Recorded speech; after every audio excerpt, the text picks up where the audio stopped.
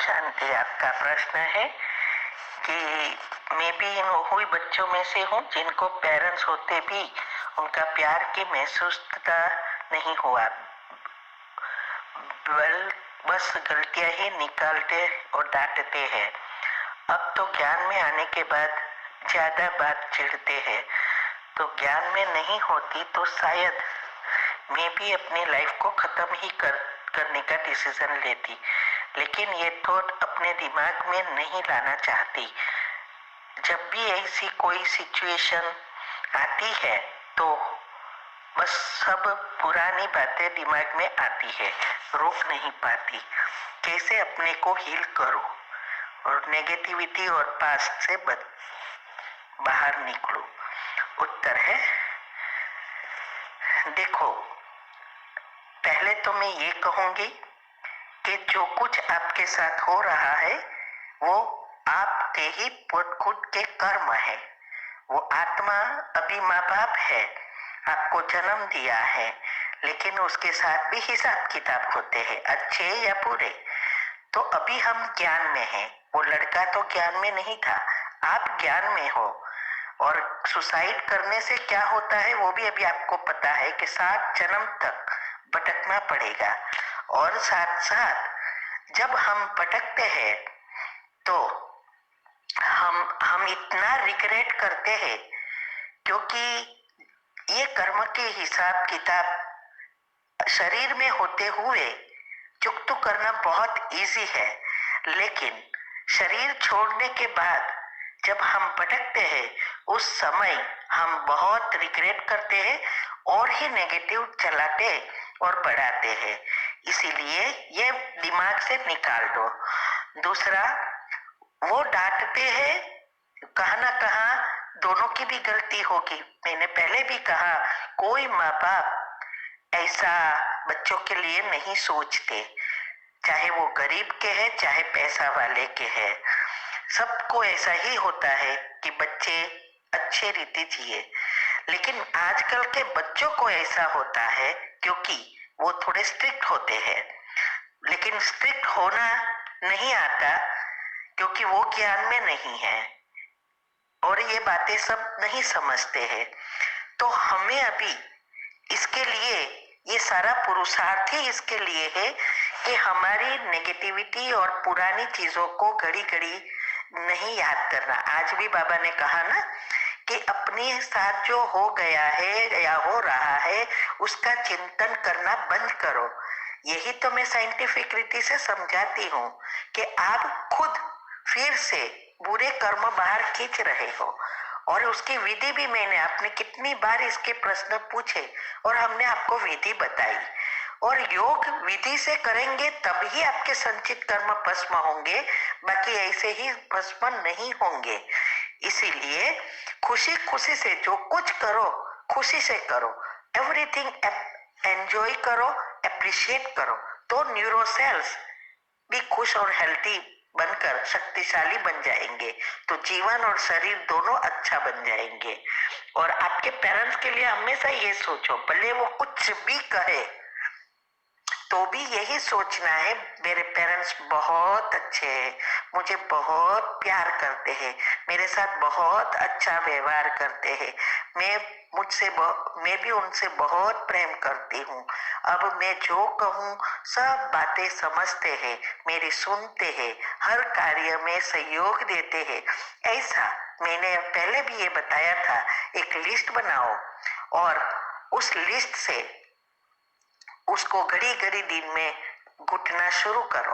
और योग की विधि जो मैंने बताई है वो विधि से योग करो। पहले अपनी अवस्था बनाओ जिससे वो अवस्था आएगी, सुनते हुए नहीं सुनना, देखते हुए नहीं देखना, तब ये बातें इजी हो जाएगी। ये जो कुछ अंदर आपका भरा है किचड़ा इस जन्म में, वो तो एक्स्ट्रा हुआ ना, पिछले जन्म का था और आपने फिर सोच सोच के बढ़ाया है। तो अभी एक ही रास्ता आपके पास है, योग में की विधि करके पॉजिटिव बनना, और उसकी बहुत सारी विधियां हमने बताई है। तो तभी आपके कर्म बदल सकेंगे। जब आपके एनर्जी लेयर चक्रों के बदलेंगे तब आपका चिंतन बदलेगा, तब तक चिंतन नहीं बदलेगा। और दूसरा, क्षमा की कमेंट्री मैंने कहा, वो आत्माएं है ना, वो माँ बाप है ये तो शरीर में, लेकिन आत्मा की रीति से वो तो अपनी अपनी हिसाब किताब के अनुसार आई है। तो ये सब करो। अगर सोचते रहेंगे तो आप पे ऊपर है, ब्याज लेकर जाना तो दूसरा जन्म भी बिगड़ जाएगा। हमारे हाथ में है ये जन्म को सुधारना और दूसरे जन्मों को भी सुधारना। याद रहे, अभी हमारे पास ज्ञान है, परमात्मा साथ है, सारी समझ है। नेक्स्ट जन्म में ये कुछ नहीं होगा तो और ही हम इससे भी ज्यादा दुखी होकर मरेंगे और ये सिलसिला कभी बंद नहीं होता। इसीलिए कलयुग के अंत में इतने हिसाब किताब हो जाते हैं।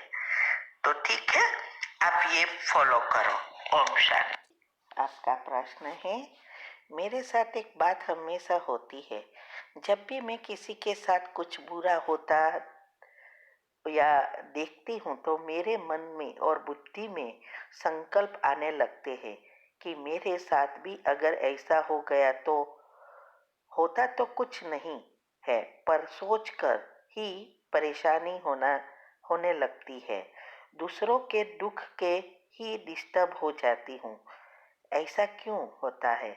उत्तर है, देखो ये सब डर है। डर की वजह से नेगेटिविटी होती है।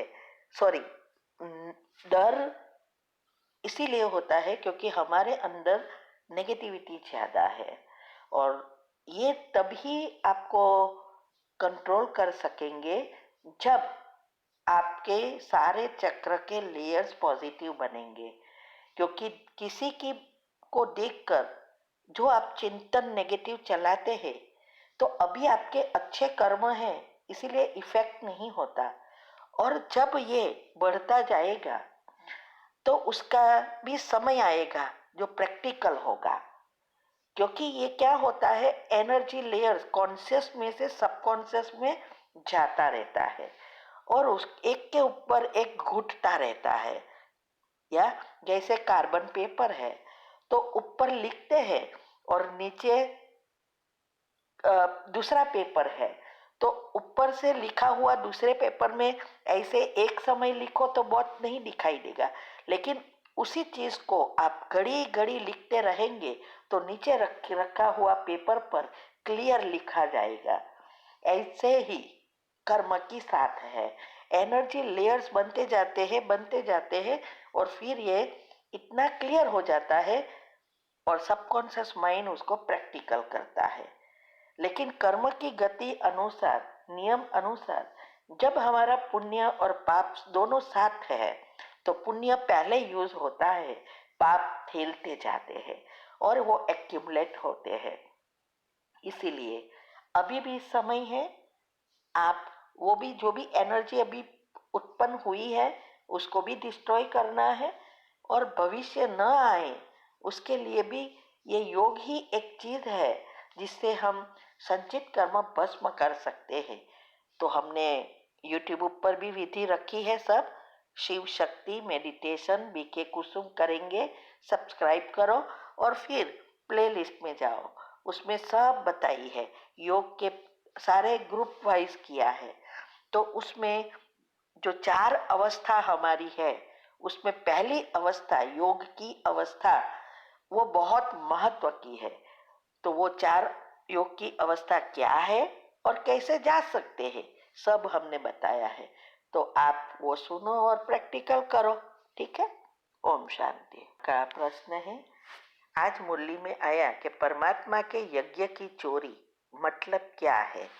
उत्तर है, परमात्मा की यज्ञ की चोरी अर्थात कोई भी चीज हमें यज्ञ के लिए मिली है। कभी कभी कोई हमें कहते हैं कि ये इतना मेरे तरफ से यज्ञ में डाल देना, बाबा के यज्ञ में देना, सेवा में, और हमने पर्सनल यूज कर दिया। या किसी समय हम मधुबन जैसे जाते हैं तो कई लोग चोरी कर लेते हैं पैसा, कोई यज्ञ के लिए लाया है पैसा और कोई उसको चोरी कर लेते हैं। कितनी बार अनाउंसमेंट होता है, हम सुनते हैं।